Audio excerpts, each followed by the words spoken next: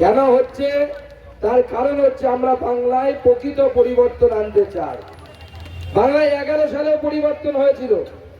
আমরা কি দেখলাম? লাল ঝান্ডা চলে গেল, তৃণমূলের ঝান্ডা চলে এলো। কোনো পার্থক্য নেই। যে গুন্ডারা সিপিএম এর হয়ে গুন্ডামি করত, তোলাবাজি করত, তারাই আবার রাতের মধ্যে তৃণমূল হয়ে গেল। কি ঠিক বলছি কিনা? ঠিক বলছি কিনা? কুমারগঞ্জে সেটাই হয়েছে কিনা? যে গুন্ডারা আগে সিপিএম এর হয়ে মারামারি করত, তারাই তৃণমূল হয়ে গেল, তারাই তৃণমূলে চলে গেল। সেই নেতারা যারা বালি পাচার করত, যারা গরু পাচার করত, তারাই এখন নাকি তৃণমূল। ঠান্ডা ঠান্ডা কুলকুল, তারা সবাই তৃণমূল। এবং এই তৃণমূল এই রাজ্যটাকে কি করেছে আপনারা আমার থেকে ভালো জানেন। এই রাস্তা দিয়ে যখন গাড়ি ঢোকে, অন্য রাজ্যের গাড়ি আসে, কি আসে কিনা? সবাইকে দাদন কাটতে অন্য রাজ্যে নিয়ে যায়, যাই কিনা? এই সামনের রাস্তাটা দিয়ে ঢোকে, আমি দেখেছি।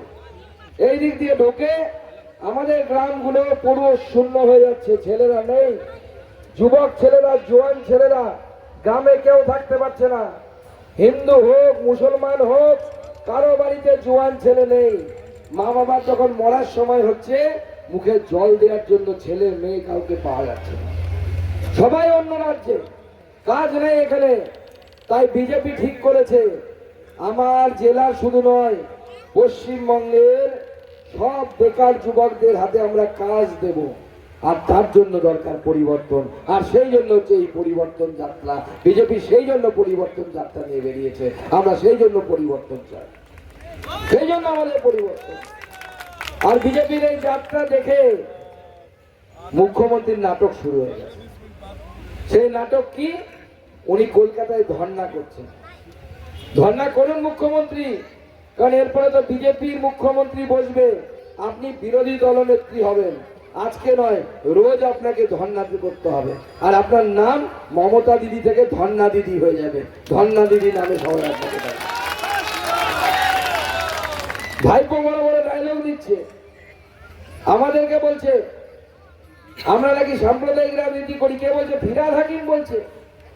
যে ফিরহাদ হাকিমের ভিডিও এখনো ঘুরে বেড়াচ্ছে, সে বলছে আমরা কোন ধর্মকে ছোট বড় মনে করি না, সব ধর্মকে সমান মনে করি। সে লোককে বলছে যে যারা হিন্দু ধর্মে জন্মগ্রহণ করেছে তারা নাকি অভাগা।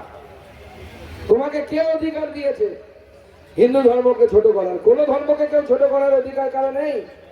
যে মানুষ নিজের ধর্ম, সে নিজের ধর্ম পালন করবে। আজকে সেই ফিরহাদ হাকিমের সাহেবের পরিবার দুবাইয়ে গিয়ে যুদ্ধ হচ্ছে, দেখেছেন তো টিভিতে? যুদ্ধ হচ্ছে, দুবাইয়ে গিয়ে আটকা পড়ে গেছে, আর বাড়ি আসতে পারে না। কে বাঁচাবে? মোদিজি বাঁচাও। যখন বিপদে পড়েছে তখন বলছে মোদিজি বাঁচাও। আর আমাদের প্রধানমন্ত্রী মোদিজি দেখুন, তার মন্ত্রণালয়, বিদেশ মন্ত্রণালয় ফিরহাদ হাকিম সাহেবের পরিবারকে সুরক্ষিতভাবে দুবাই থেকে কলকাতায় ফিরিয়ে নিয়ে এসছে। এটাই নরেন্দ্র মোদীর সরকার, নরেন্দ্র মোদীর উন্নয়ন। সবকা সাথ, সবকা বিকাশ, সবকা বিশ্বাস, এটা নরেন্দ্র মোদীর সরকার। তাই নরেন্দ্র মোদীর সরকার এলে এই জেলার কি হবে? প্রথম যে কাজ হবে, নাম্বার 1 কাজ, এটা আমাদের প্রতিশ্রুতি। আমাদের জেলাতে মেডিকেল কলেজ নেই। পাশের জেলা রায়গঞ্জে আছে, মালদায় আছে, জলপাইগুড়িতে আছে, শিলিগুড়িতে আছে, আমাদের নেই। এমনকি মুর্শিদাবাদে আছে। প্রথম কাজ, দক্ষিণ দিনাজপুর জেলায় মেডিকেল কলেজ হবে। আমরা মেডিকেল কলেজ তৈরি করব। আমরা কুমারগঞ্জ অব্দি রেল নিয়ে যেতে পারিনি। আমাদের ভবিষ্যতের পরিকল্পনা থাকবে যে কুমারগঞ্জের মানুষও কেন রেলের স্বাদ পাবে না। যখন বিজেপির সরকার তৈরি হবে, আমরা কুমারগঞ্জেও রেল নিয়ে যাওয়ার জন্য আমরা আমাদের প্রচেষ্টা করব। তৃণমূল ভয় দেখাবে আপনাদেরকে, বিশেষ করে আমাদের দিদিদেরকে বলবো, এই বিজেপির মিছিলে যাবি না, বিজেপির মিটিং এ যাবি না, গেলে লক্ষ্মীর ভান্ডার কেটে দেবো। যারা ভয় দেখে, কি ভয় দেখে কিনা তৃণমূল? হ্যাঁ, ভয় পাবেন না। ওদের 1 টাকারও মুরদ নেই আপনার লক্ষ্মীর ভান্ডার কাটা। আর ওদেরকে বলবেন, আরে দুদিন দাঁড়া, বিজেপি আসছে, তোর বাড়ির বউ বেটিকে বলবি লাইন দিতে, 3000 টাকা অন্নপূর্ণা ভান্ডার আমরা দিব।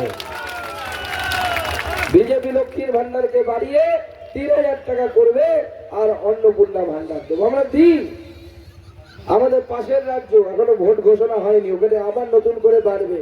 এতদিন পর্যন্ত 1250 টাকা অরুণোদয় প্রকল্পে দেওয়া হতো, ছোট রাজ্য তারা দিচ্ছে 1 কোটি মহিলাকে। আর পশ্চিমবঙ্গ অনেক বড় রাজ্য, তাও মাত্র 1 কোটি মহিলাকে ওরা লক্ষ্মীর ভান্ডার দেয়, তার থেকে বেশি দেয় না। যেখানে পশ্চিমবঙ্গে 4 কোটি মহিলা আছে, 4 কোটি মহিলা মাত্র 1 কোটি মহিলাকে দিচ্ছে। বিজেপি এসে এই সংখ্যা বাড়াবে, শুধু তাই নয় তার সাথে সাথে টাকাও বাড়াবে। আমরা সুরক্ষা দেব। আমাদের মেয়েরা যেভাবে ধর্ষিতা হয়ে মারা গেছে, মেয়েদেরকে এইভাবে ধর্ষিতা হতে হবে না। তাই আগামী দিনে বিজেপির সরকার গঠন করুন, নরেন্দ্র মোদীর ডবল ইঞ্জিন সরকার গঠন করুন। তখন ডবল ইঞ্জিন সরকার আমাদের এই রাজ্যকে সামনের দিকে টেনে নিয়ে যাবে। একটা ইঞ্জিনের জোর বেশি না দুটো ইঞ্জিনের জোর বেশি? কটা ইঞ্জিনের জোর বেশি? দুটা ইঞ্জিনের জোর বেশি।